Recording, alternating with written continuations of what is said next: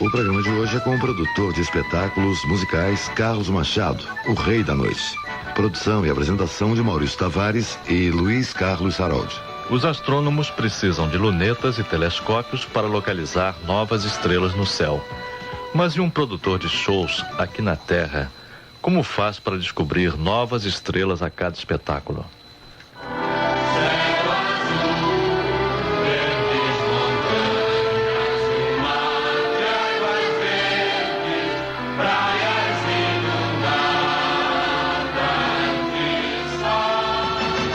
Mas Machado, hoje é mais fácil ou mais difícil de encontrar novas vedetes do que, por exemplo, há 20 anos atrás? Porque a mulher de hoje não tem paciência para fazer um aprendizado, para sujeitar as horas de ensaio e as horas de trabalho noturno. Elas têm programas melhores do que esse, cobrando. Preferem, por exemplo, um corredor de televisão que elas vão logo para o vídeo, sem ensaio, mostrar o físico, a beleza do rosto e o cinema também, né? Então aí a Cidesp, então logo no filme brasileiro, né? É a pornô chanchada, é a chanchada, mas elas têm uma chance, vão para casa e vão para os cinemas, veem a si próprias, né? No vídeo e no cinema. E na boate não. Na boate isso é um sacrifício, é um investimento. Mas é que elas precisam horas de trabalho, de ensaio, coreografias. Não se sujeitam mais a isso, porque a vida no Rio de Janeiro hoje mudou completamente. Não tem tantos lazeres, tantas diversões que elas não se sacrificam mais. Por isso que elas não se apresentam como era antigamente, que era uma profissão. A prova é que é uma profissão que muitas delas se tornaram estrelas. Mas aquelas moças que você revelou como grandes vedetes, que qualidades você viu nelas, assim, em princípio, para isso? A chance a gente dá, depois depende da pessoa aproveitar ou não.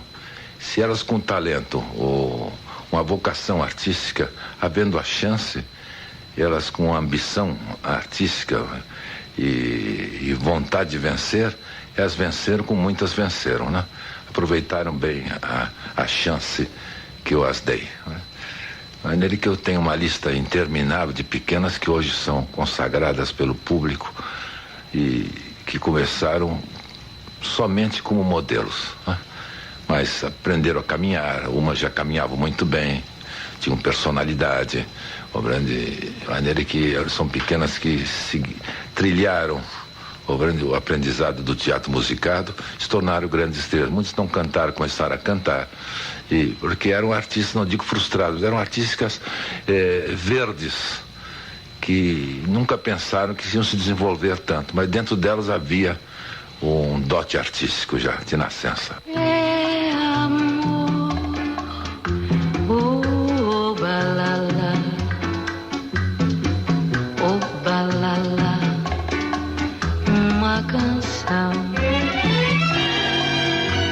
Quem ouvir o balala terá feliz o coração. Machado, a Gisela, tua mulher, nunca reclamou dessa tua fama de olho clínico para descobrir meninas bonitas? Não, ela até me ajudou. Ela, por exemplo, dou dois exemplos, da Gilza Colombo, quando venceu o concurso de Miss Brasil, quem vestiu para o concurso de Miss Universo foi a Gisela. E ela me disse, eu nunca vi um corpo tão perfeito, caso como a da Gilza Colombo. Outra, uma pequena modelo com a Monique Max. Quer dizer assim, que se você tivesse 10 pequenas com a Monique Max, você teria o time de mulheres mais lindos do mundo, né? Ele que ela sempre me ajudou. Agora não quer dizer que ela não tenha tido certos ciúmezinhos, como de vez em quando, né? Por alguma preferência minha, compreende? Mas eu nunca fui muito indiscreto nas minhas amizades, compreende? Eu sempre gostei de ficar no meu lugar de produtor, diretor, do que me vulgarizar, saindo com as minhas artistas. Eu sempre tive um certo respeito à minha mulher e à minha profissão e à minha posição. Raramente várias pessoas, atualmente, mesmo alguns anos atrás, me veem na rua acompanhado de uma linda mulata, de uma linda modelo, dificilmente me verão. Claro que já desmunhequei algumas vezes, né? Mas nunca escandalosamente.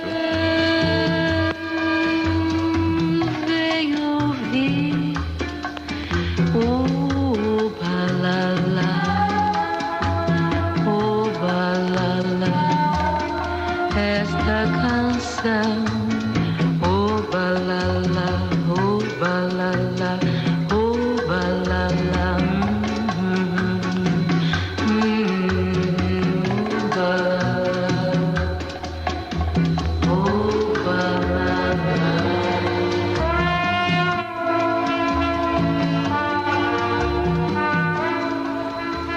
Então, Machado, a melhor safra de mulheres foi de 1950, dessa década assim, né? Exatamente.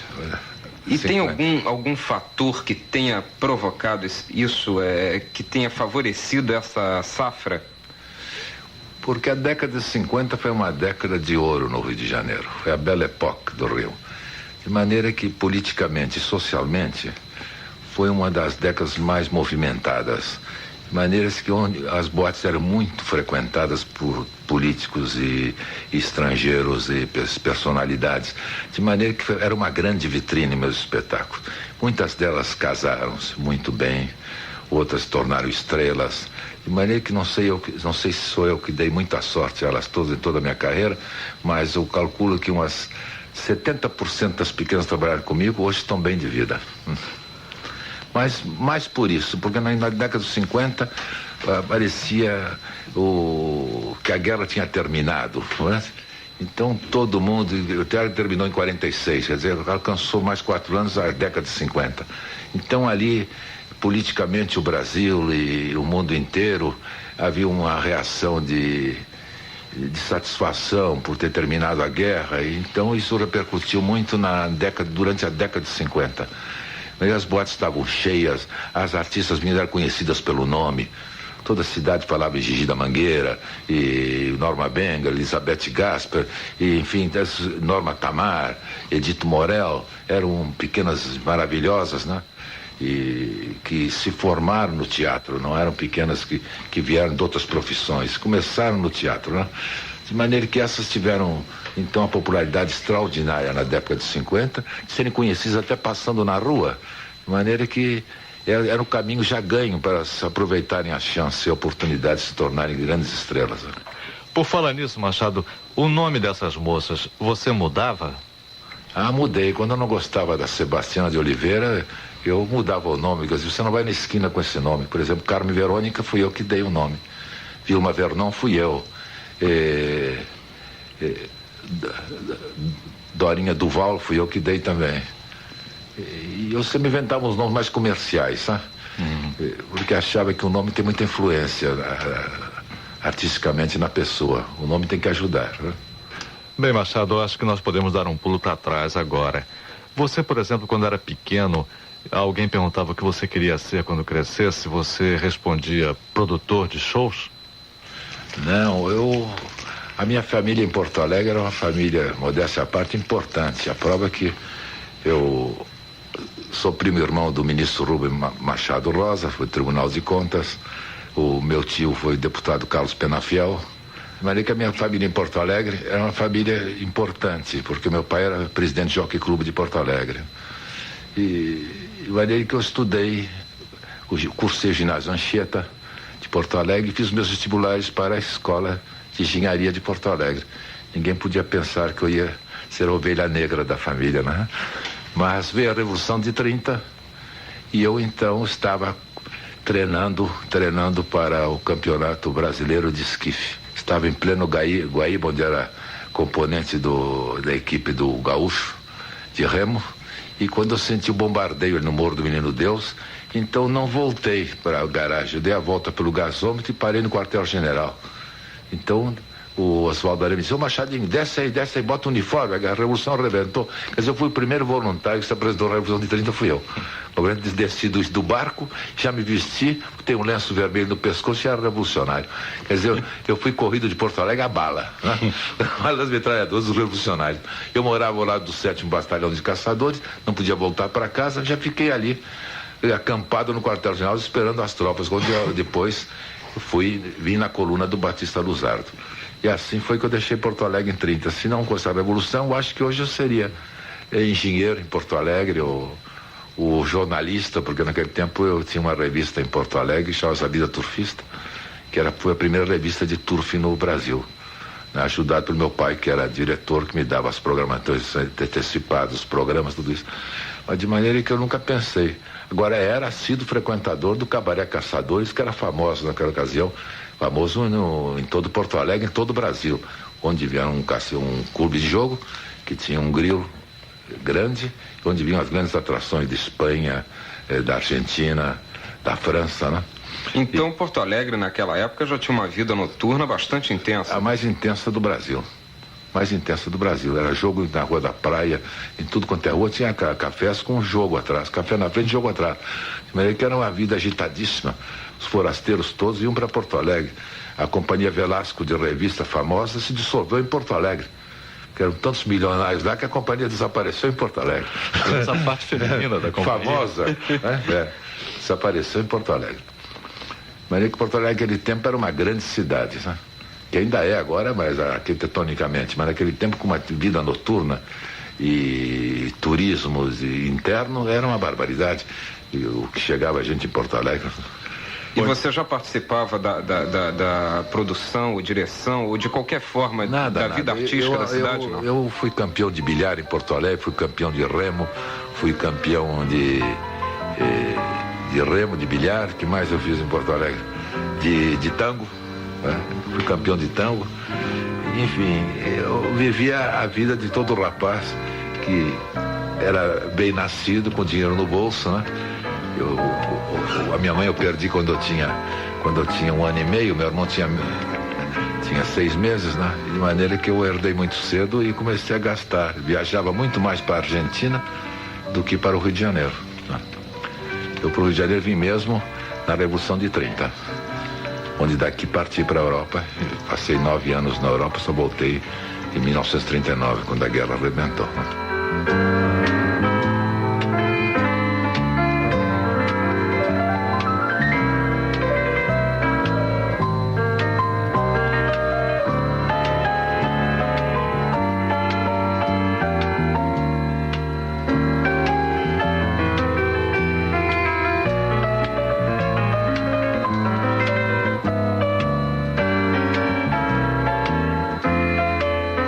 E como foi essa partida para a Europa? Bom, eu tinha um espírito muito aventureiro, já provocado pelas noitadas de Porto Alegre, a convivência com artistas, né, que chegavam lá. Mas quando eu cheguei aqui, depois da Revolução, eu telegrafei pro meu pai, mandou algum dinheiro. Depois embaixo do Copacabana Palace tinha um salão de jogo, não era em cima, embaixo, onde chamavam de necrotério. E ali então fui com um amigo meu uma ocasião, nós pagávamos 20 mil reais para entrar, com direito a jogar os 20 mil reais. E nós sempre tentávamos ali embaixo. E naquela noite eu gostava muito de jogar na roleta o setor pão duro, que a roleta se divide em terços, né? Em preto e branco, primeira dúzia, segunda dúzia, terceira dúzia, mas existe também um setor que chama-se setor pão duro, onde jogava, sabe? E aquele setor deu uma barbaridade. Nós, com 40 cruzeiros, eu ganhei 40, ele perdeu, meu amigo perdeu logo os 20. Eu com meus 20, então, nós acertamos ali, eu ganhei 14 contos de reais. Com aqueles 14 contos, que era uma fortuna naquela época, né? 1931, mais ou menos por aí. Então, aí eu me embarquei para a Europa, no Alsina, um barco da Charles Reuni, e onde encontrei uma companhia da Comédie Française, que estava no Municipal. Fiz relações com eles e tive relações sim para chegar em Paris conhecendo gente, né? Mas eu pretendia ir para Paris de qualquer maneira, porque era naquele tempo o sonho de todo brasileiro, em vez de Nova York, era Paris, né? Você queria ir a Paris só para conhecer, só como turista, então? Ou já tinha algum plano para chegar lá? Não, e sai sem alvo nenhum, né? Sai para ter que se aventurar. Que viesse, não desse, eu voltava, né? E com a Revolução de 30 também, que fiz a Revolução, crente que voltaria para Porto Alegre e não voltei, né? E já tinha 14 contos no bolso para garantir. Mas era uma fortuna naquele tempo, né? Depois ficaram alguns meses em Paris.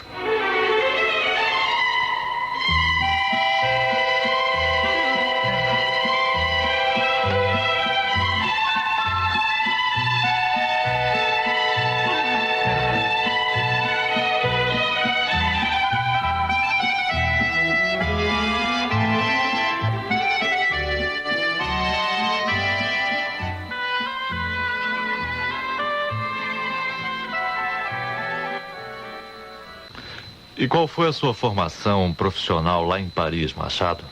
Trabalhei com negros americanos, o sapateado, dança moderna, estudei cenografia, fiz cinema com Pierre Colombier. Aí me dediquei 24 horas à aprendizagem de tudo quanto era setor artístico, né? E o que te trouxe de volta ao Brasil? Não, eu não vim ao Brasil, eu vim como diretor de turnê de um show da Mistanguete. Fizemos a Argentina primeiro e depois o Cassino da Urca. A guerra arrebentou na volta da trupe para Paris. Já aqui no Rio? Eu tinha adoecido em Buenos Aires e fazer um tratamento no Rio. E durante esse tratamento a companhia voltou, a trupe para Paris, onde eu me reuniria depois.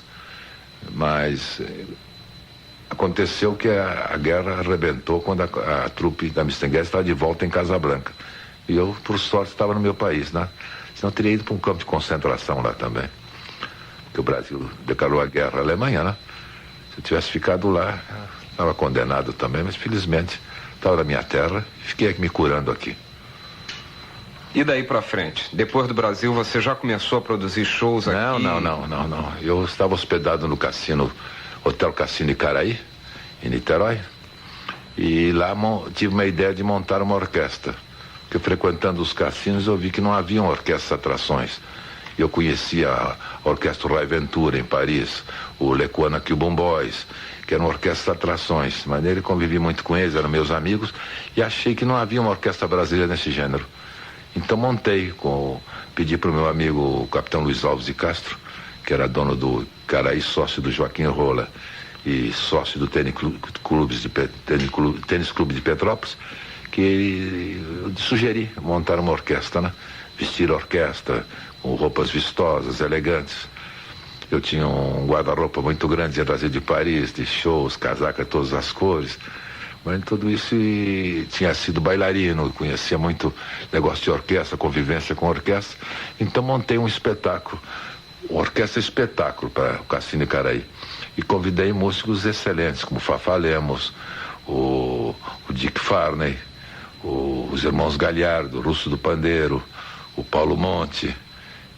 Enfim, tinha um argentino, Roberto César, que era um pianista, um rapaz muito simpático, louro, também tinha ido contratado pela Josephine Baker para Paris, junto com o Russo do Pandeiro. Tinham voltado com a guerra, então incluí eles na minha orquestra. E essa orquestra, desde a primeira noite, foi um grande sucesso. Porque eles não tinham visto uma orquestra com casaco vermelho, calça de flanela branca, essas coisas, tudo que nós fazíamos. Então, quando tocava música brasileira, todo mundo tocava batucada na frente, instrumentos brasileiros. Quando mudava para cubano, que naquele tempo a música cubana dominava mundialmente a música popular no mundo inteiro, né? Com o mambo, conga, xaxaxá, aquelas coisas todas. De maneira que nós íamos também tocar na frente todos aqueles instrumentos cubanos autênticos que nós adquirimos. E dali nós fomos fazer a temporada de verão no Tênis Clube de Petrópolis, onde era a reunião do Society do Rio de Janeiro daquele tempo, né? E de lá então voltei para o Cassino Icaraí quando o Joaquim Rola foi assistir a minha orquestra por sugestão de amigos nossos. E o Rola atravessou a Bahia, foi lá, viu a orquestra e contratou para a Urca, onde eu estrei em 6 de junho de 1940 ao lado do Tito Guizar, na sua primeira vinda ao Brasil, o Tito Guizar. Machado, só uma coisinha, dava para você dar uma ideia do que eram os cassinos naquela época? Bom, eu vivi a época áurea dos cassinos, porque os cassinos que eu frequentei, onde trabalhei, todos viviam a era da ditadura, né? Getuliana, de maneira que havia muito dinheiro, muita frequência, né? E eram noites excepcionais do Cassino da Urca, onde por intermédio do DIP passavam pelo Rio de Janeiro a convite do Assis Figueiredo, que era seu presidente, e artistas famosos dos Estados Unidos, como Douglas Fairbanks Jr., Henry Fonda, Bing Crosby, enfim, passavam todos os dias, todas as semanas nós tínhamos no Grill da Urca personalidades famosas, Orson Welles, que veio aqui para filmar o Carnaval do Rio, de maneira que... E alguns também davam shows no cassino, né? De vez em quando. O Bing Crosby, por exemplo, uma ocasião foi na minha orquestra e cantou Dinah, de graça. Não havia dinheiro no Brasil para pagar Bing Crosby naquela ocasião. E ele cantou de graça do meu lado, né? Com piano e saxofone. Como bateria. É que foi Ele levantou-se e pediu o tom de uma música. Quando eu vi Bing Crosby na minha orquestra, até o saxofonista, que era o Walter Rosa, que hoje pertence à orquestra da TV Globo, e tremia com o tenor na mão, né? Porque a emoção foi tão grande, né? E Dinah, naquele tempo, era o carro-chefe do Bing Crosby, né? E cantou uma outra música que eu não me lembro. E em pleno grilo da Urca aconteceu isso, né? Long about 1944, I got very lucky. I got tied up with the great director Leo McCarey, great actor Barry Fitzgerald, in a picture called Going My Way. I didn't even have to wear a necktie. Burke and Van Heusen did a great score for this picture. They grabbed an Oscar, in fact, for this one.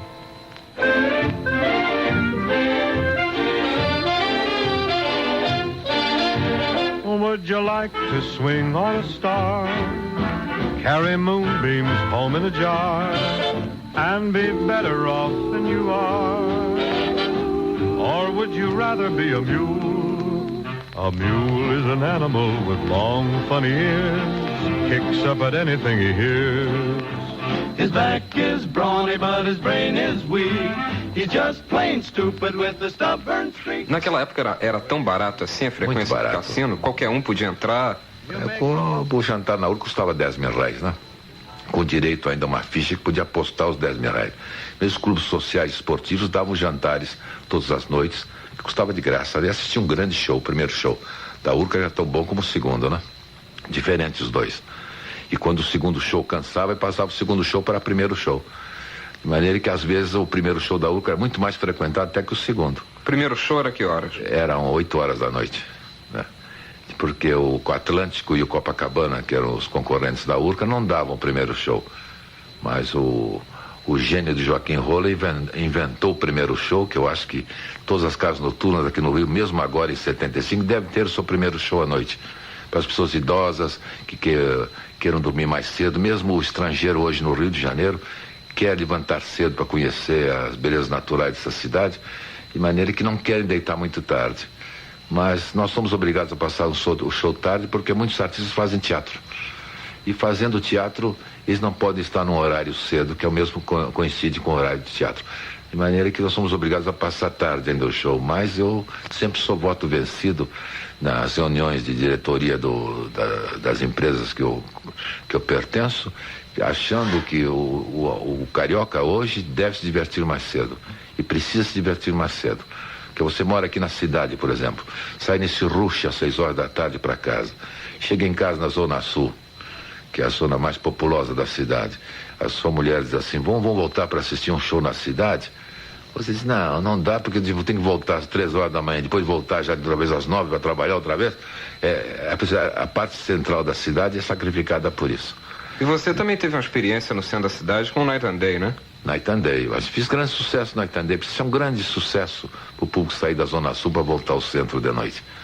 Isso é um grande sucesso. A pessoa que montar hoje um espetáculo no centro da cidade tem que pensar muito na motivação do espetáculo para trazer o público de todas as zonas da cidade para o centro da cidade à noite, onde eles trabalharam em repartições, em bancos, estabelecimentos, durante o dia todo, para voltar para o mesmo local de trabalho, podendo ficar nas praias ou passeando, indo à barra. Eu acho difícil não sendo motivado por uma grande atração, por um grande espetáculo. Machado, ao falar da sua orquestra do Cassino da Urca, você falou de vários músicos que a integravam, mas esqueceu de falar dos cantores. Quais eram os seus crooners? Bom, o crooner foi o Dick Farney, e as crooners eram, por exemplo, a Marlene. Ah, começou com você? Em nome 40 começou a Marlene, a Virginia Lane, Emilinha Borba, Heleninha Costa, Marion, Lourdinha Bittencourt. Era um time forte. Eu acho que até hoje está em evidência, né? E tinha também cantores como o Paulo Monte, o Fernando Barreto, o Léo Albano, que hoje é gerente do Jaraguá em São Paulo. E, entre homens e mulheres, eu cheguei a ter uma ocasião 14 crooners para apresentá-los em meia hora de atuação de orquestra. E o Rola fazia questão que entrasse um atrás do outro. Então entrava pela direita, cantava, saía, vinha outro. Então era o meu repertório, às vezes era um repertório só de acompanhamento de cantores. Machado, a figura de Joaquim Rolas, para muitos de nós, O nome Joaquim Rolos é familiar, está ligado ao Quitandinha também, me parece, né? Ele foi realmente muito importante na vida noturna carioca? Foi. Ele teve um truste de cassinos com jogo. Ele fundou o Araxá, o Cassino de Araxá, o Cassino de Poço de Caldas, o Cassino Icaraí, a Quitandinha, e sem falar na Urca, que foi a matriz, a base, né? Ele começou toda essa atividade. É um homem que poderia ser muito bem diretor de turismo desse país inteiro. Era um homem de uma capacidade, de uma intuição.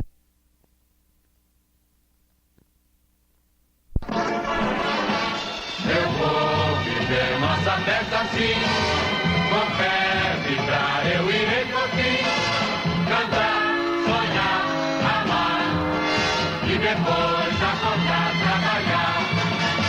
Eu vou viver nossa festa assim, com fé, cantar, eu irei por fim, a festa sem par, a festa ideal do nosso carnaval, carnaval, carnaval, carnaval.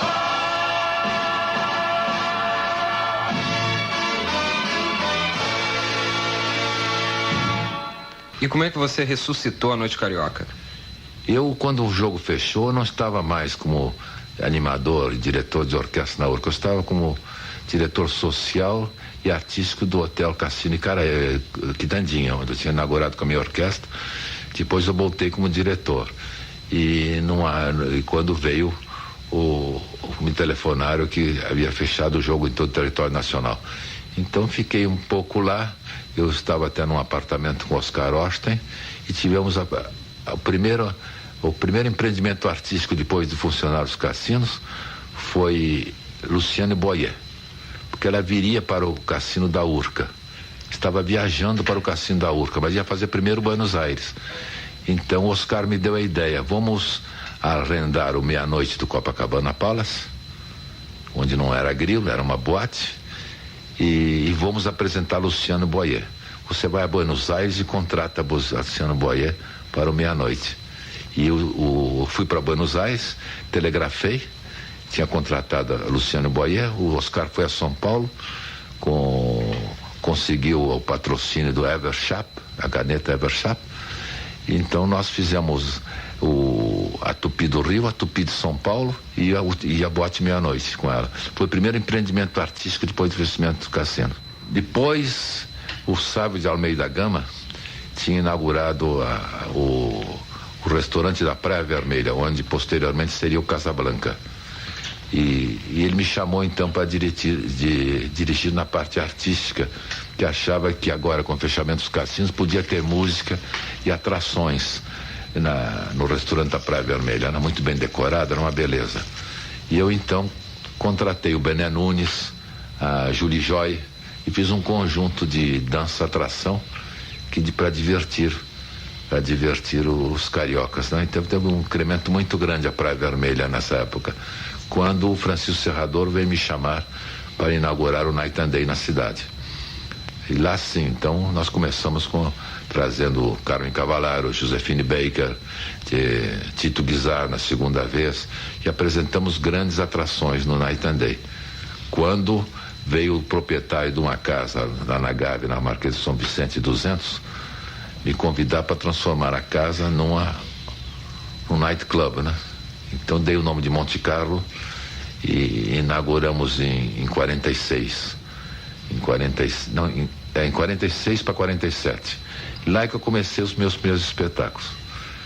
Fiz com Fernando Lobo, fiz com Paulo Soledade, fiz com o falecido Silveira Sampaio, vários espetáculos musicados. Lá lançamos a Nancy Vanderlei, a primeira mulher do Chico Anísio, Teresa Austrégésilo, e começaram as mulheres famosas a desfilar. Começaram na Boate Monte Carlo, lá na Gávea. Tinha uma grande estrela verde em cima, de grandes dimensões, para localizar uma estrada onde subia um carro e descia um carro só. Táxi contratado da casa, que era uma estrada perigosa para subir. Dia de chuva não ia ninguém lá. Mas foi um grande sucesso na noite, porque a casa era uma vivenda particular, uma mansão, e tapetes persas e estátuas de mármore. Era uma casa que era um palácio. Foi transformado no nightclub. Quem decorou foi Gilberto Trompovski. e a vista era maravilhosa sobre a lagoa, né? Até que a Helena Ferraz me deu o slogan, né? Venha ver o Rio melhor, do melhor lugar do Rio. Era o nosso slogan. Machado, aí nós já estamos em plena época da década de 50, né? Quase, não tinha chegado. Isso foi de 47 a 52 a vida do Monte Carlo. Eu mesmo matei o Monte Carlo, porque arrendei a Boate Casablanca, e transformei então num reduto marroquino aquilo lá. Um beduíno na porta, né? Fazendo samaraleque, aquelas coisas todas. E isso antes do apogeu da OPEP, dessas coisas todas, né? Exato. Tem um velho cachaceiro da Urca, sabe? Que via de pileque, né? Dormia sentado com aquela roupa de beduíno ali. Né? Na metade da noite ele dormia, tanta cachaça que ele tomava. Mas era uma figura bem preto, sabe? Era uma atração na frente da boate. Você, para onde ia, carregava a tua freguesia, né? Teu nome sempre foi o grande chamariz. Porque eu fui o primeiro, né? Fui o primeiro, porque a única boate que abriram depois que eu fiz essas casas foi o Vogue. Teve um grande sucesso também, do Barão Stuka. E várias tentativas do Meia-Noite, do Copacabana, em abrir. Mas para um público muito reduzido. Eu logo me expandi pelas mulheres que eu apresentava e tudo isso, de maneira que era mais divertido meus espetáculos. Não se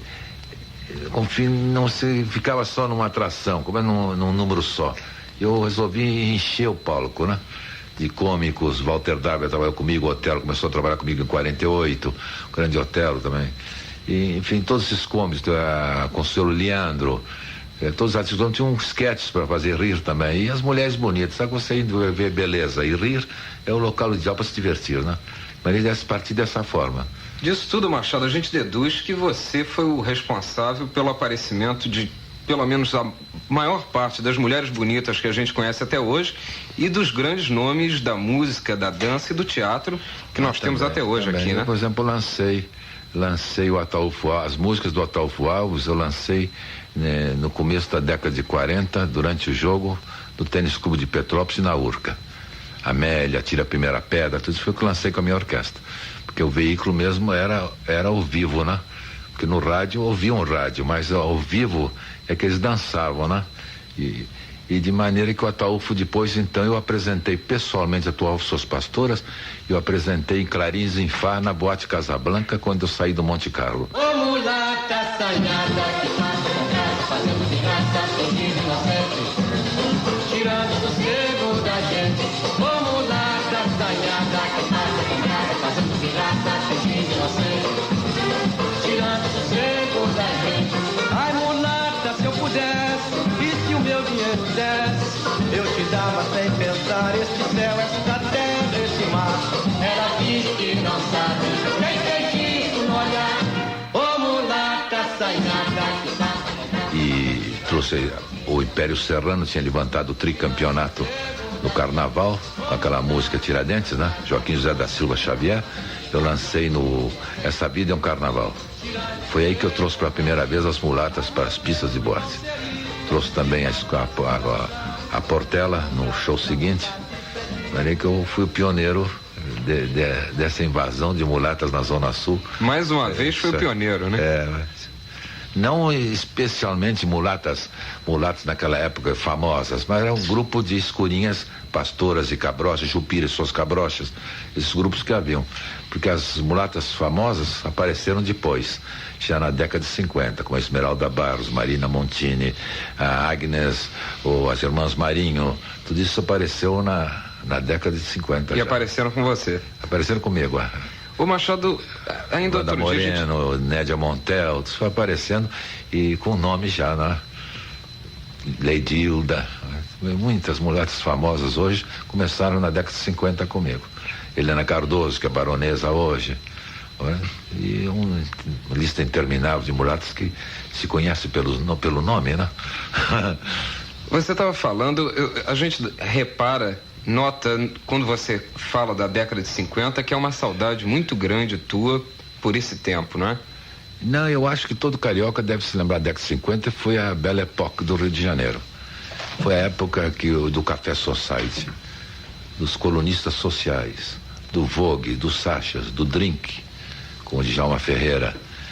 Foi a época da Bossa Nova, do twist, da mini saia, da presença na noite de grandes personalidades como Ava Gardner, Ginger Rogers, Ali Khan, a Carmen Miranda, antes de morrer, esteve na noite na década de 50 no Rio de Janeiro, nas boates, de maneira que ninguém deve esquecer essa década de 50, que eu considero ser a belle époque do Rio de Janeiro. Eu fiz grandes espetáculos na década de 50.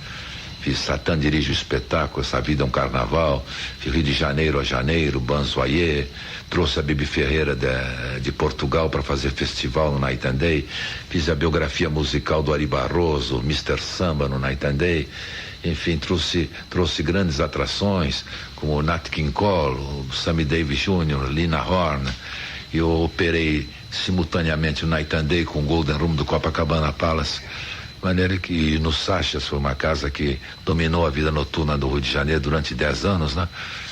De maneira que eu considero, e acho que todo carioca deve considerar também, a década de 50 a década de ouro do Rio de Janeiro, onde aconteceu notícias excelentes e notícias péssimas também. Inauguração do Maracanã, quando nós perdemos a Copa do Mundo, 50, depois teve a inauguração de Brasília, a morte da Marilyn Monroe foi triste, enfim, suicídio Getúlio, outra notícia triste da década de 50, enfim, foi uma época de ouro onde tiveram grandes acontecimentos e grandes tragédias também, mas ficou marcada na história do Rio de Janeiro a década de 50 para sempre.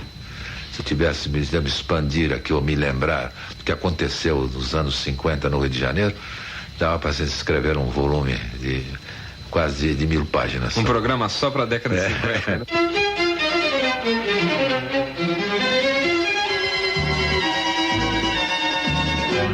O Rio amanheceu cantando, toda a cidade amanheceu em flor.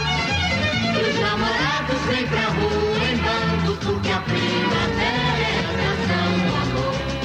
Machado, passando os olhos por uma lista de todos os seus shows, a gente descobre duas constantes. Uma, o amor ao Rio, e outra, a biografia de compositores brasileiros, como Braguinha, Ari Barroso, Noel ou Lamartine.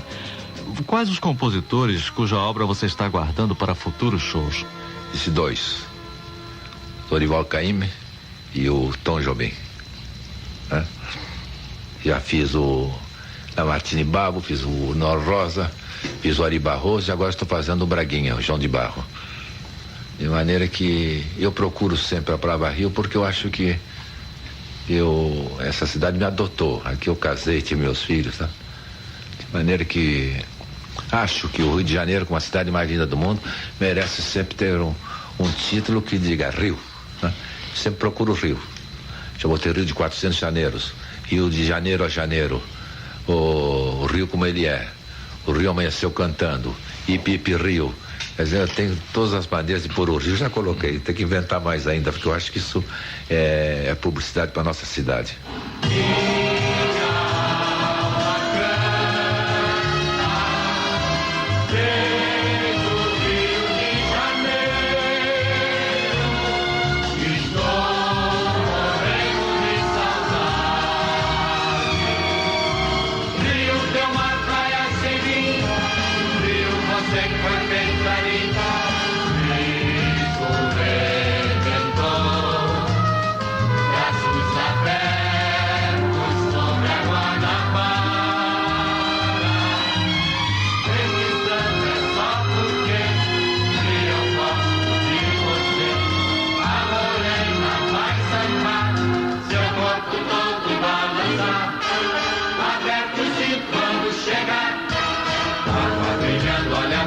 Chegando e vamos nós.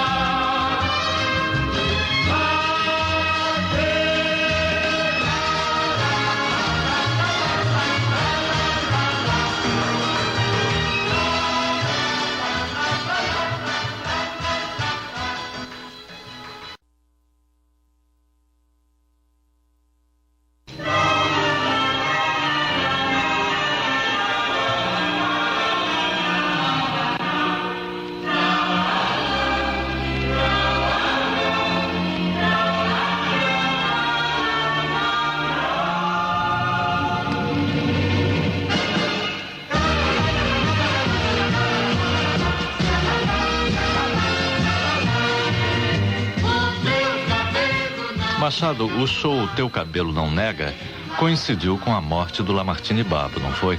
Aliás, o Lamartine sempre ia ao Night and Day e perguntava: Machado, quando é que vais fazer a minha autobiografia? Eu disse: Lamartine, vai chegar o teu dia. Não, já fizeste o Ari Barroso, do Noel, e não fazes a minha. Então um dia eu telefonei para ele e disse: Lamartine, eu resolvi fazer a sua vida, no Golden Room do Copacabana Palace. Eu preciso do teu repertório, tua bagagem musical. Eu também não sei, Machado. Telefona por Romeu Gonçalves, me deu o nome. Esse tem no baú toda a minha vida musical. Eu telefonei, ele me trouxe então uma barbaridade, né?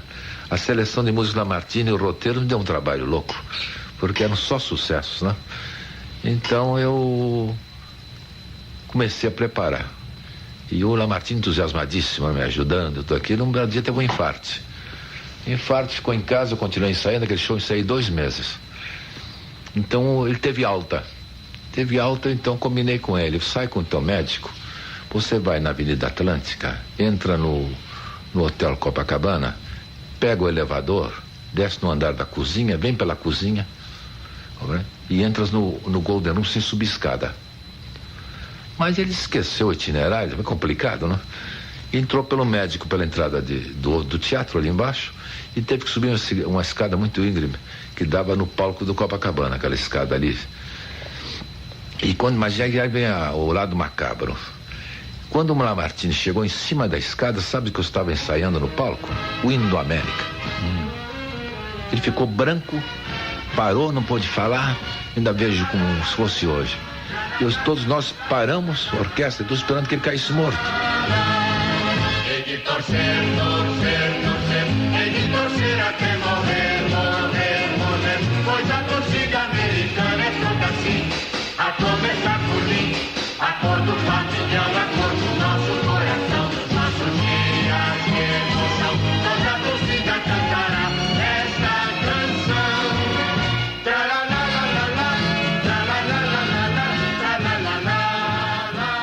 Ele se refez, desceu, tomou um cafezinho comigo, minha mulher e a equipe técnica toda estava ali trabalhando. Eu suspendi o ensaio daqueles hinos logo, né? Porque até foi um sucesso. Vocês viram o Teu Cabelo Não Nega, né? Aquela sede, os hinos todos, que ele fez os hinos de todos os clubes de futebol. Então, naquele dia, se refez com um cafezinho, ficou muito alegre depois e saiu então pelo itinerário que eu mandei, pela cozinha, para pegar o elevador. E na porta da cozinha, a última vez que eu vi foi assim, ele já estava com uma boinazinha na cabeça, disse: ô Machado, se precisares de um cancan, também tenho. E começou a cantar um cancan, levantando a perninha assim. Aí ele saiu, naquela noite ele morreu. E aí eu suspendi o show. Disse: não, vão dizer que eu estou explorando o cadáver do Lamartine e tal. Aí a mulher dele veio, que é espírita, né? E disse assim: não, senhor São Machado, mais do que nunca, porque o Lamartine vai estar aqui na estreia. Aí eu continuei, tive coragem, continuei, foi um grande sucesso. E de fato, na estreia, quando me aplaudiram muito, foi um sucesso espetacular, eu olhei para a mulher do Lamartine, eu transmiti aqueles aplausos todos para a senhora Lamartine Babo, que estava lá. Disse: aquela mulher veio, levantou-se, veio no palco agradecer. Que mulher forte, sabe? Seus amores, é lindo o cântico das aves, as melodias se renovam tão suaves. Salve, surgem orquestras sustenidos, e se ouve a voz, os bemóis, porque hoje nós foram buscar amor perfeito. No canteiro já desfeito da amizade, só encontraram saudade. Sem sonhos, os roxinóis se veem a sós tristonhos e se consolam com as sutis cigarras, cigarras sutis, cada qual mais feliz. Pois cantam, cantam, cantam, depois se desencantam, cantar até morrer é o seu infinito prazer. Então, já repõe os roxinóis silêncio.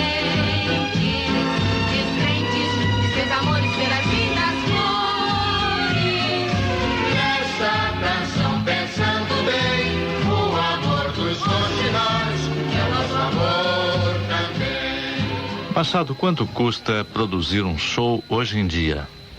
Olha, a começar de zero, com as orquestrações, as gravações, o guarda-roupa, a cenografia, a coreografia, a publicidade de lançamento, não se pode fazer um grande espetáculo com menos de 1 milhão de cruzeiros. 1 milhão, Machado? 1 milhão de cruzeiros. O guarda-roupa hoje custa 400, 500 mil cruzeiros.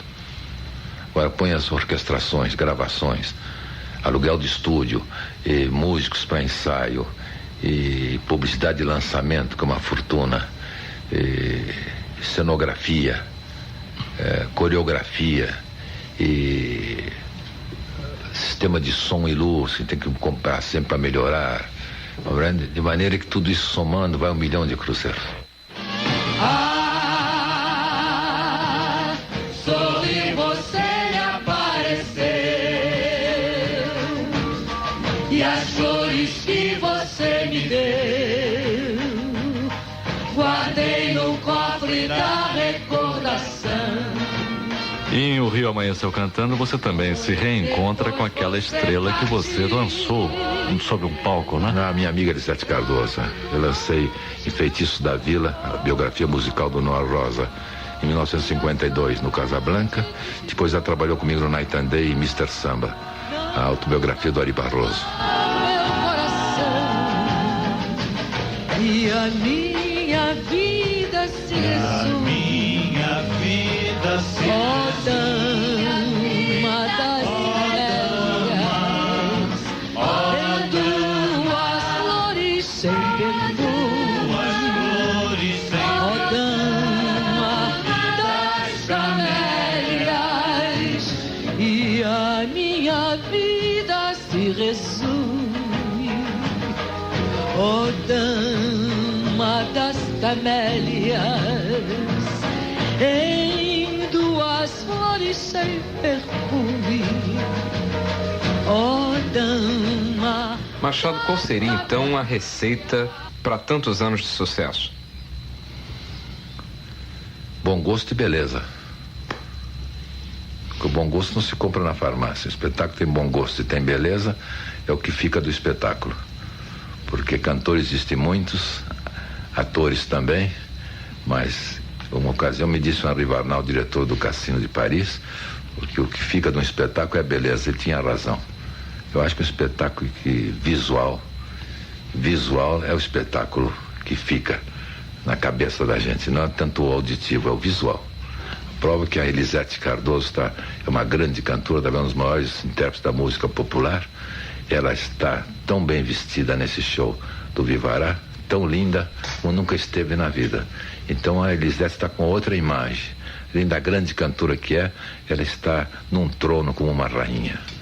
E eu, quando a vi entrar vestido para minha mulher e penteada para minha mulher, eu fiquei rindo sozinho. Disse, bom, a Elisete agora não é só a grande cantora, é a rainha, porque ela está linda mesmo, sabe? Divina em todos os sentidos. Todos os sentidos, sabe?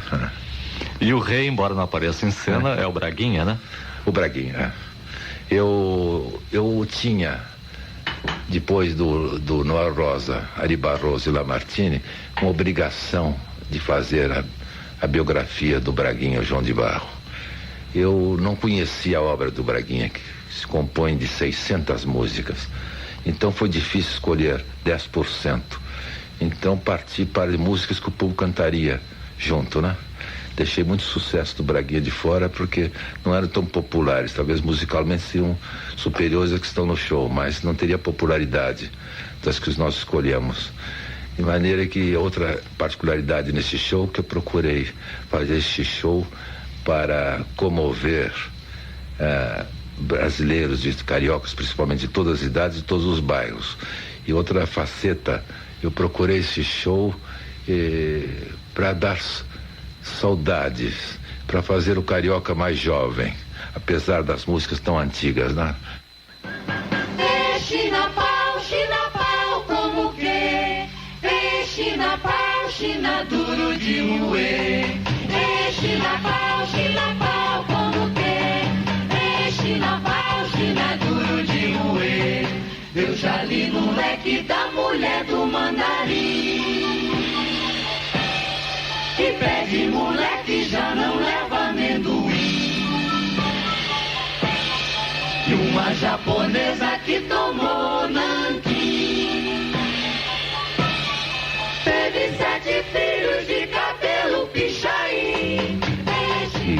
antigas, mas serão modernas daqui a 100 anos. Linda pastora, morena da cor de Madalena, tu não tens pena de mim, que vivo tonto com o teu olhar. Linda criança, tu não me sais da lembrança, meu coração não se cansa de sempre, sempre, de sempre, sempre, de sempre, sempre te amar.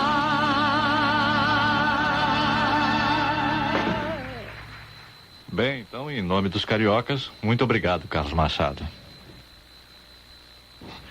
E assim tivemos, em arquivo sonoro, o depoimento do produtor de espetáculos musicais, Carlos Machado, o Rei da Noite. O programa teve produção e apresentação de Maurício Tavares e Luiz Carlos Saroldi.